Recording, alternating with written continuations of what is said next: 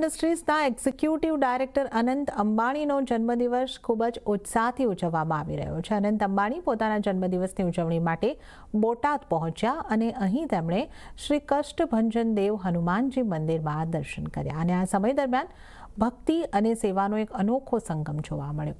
અનંત અંબાણીના 31મા જન્મદિવસના શુભ પ્રસંગે અંબાણી પરિવારે ગૌ સેવા માટે ₹10 કરોડ સમર્પિત કર્યા.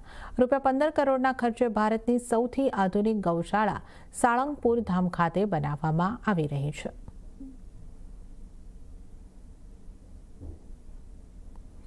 અનંત કરુણા અનંત અંબાણીના જન્મદિવસ નિમિત્તે દેશભરમાં ઉજવણી થઈ રહી છે, ત્યારે અમદાવાદનો જગન્નાથ મંદિર પરિવાર પણ ભવ્ય ઉજવણી કરી રહ્યો છે.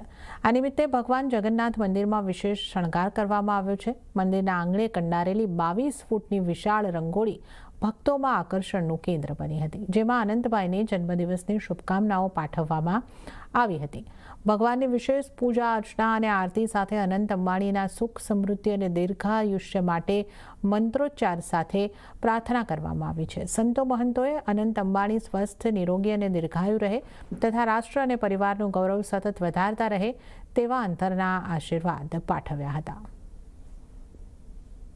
અનંતભાઈ અંબાણીના જન્મદિવસ નિમિત્તે જ ભગવાન જગન્નાથ મંદિરમાં વિશેષ પૂજા અર્ચના કરવામાં આવી હતી, સાથે જ વિશેષ રીતે ઉજવણી પણ કરવામાં આવી છે. ત્યારે ભગવાન જગન્નાથ મંદિર પરિસર છે અને ત્યાં એક સરસ રંગોળી છે તે બનાવવામાં આવી છે. સાથે જ ગજરાજની થીમ રાખવામાં આવી છે કે જે રાહુલભાઈ છે, રાહુલ સ્વામી, કે તેઓએ 12 કલાકની મહેનત બાદ આ રંગોળી છે તે તૈયાર કરવામાં આવી છે. કારણ કે અનંતભાઈને પણ પ્રાણીઓ ખૂબ જ પ્રિય છે અને પ્રાણીઓ પ્રિય હોવાના કારણે જેનો ભાવ હતો તે પણ અહીં દર્શાવવામાં આવ્યો છે. ખાસ સાથે જ ગણપતિનું સ્વરૂપ માનવામાં આવે છે.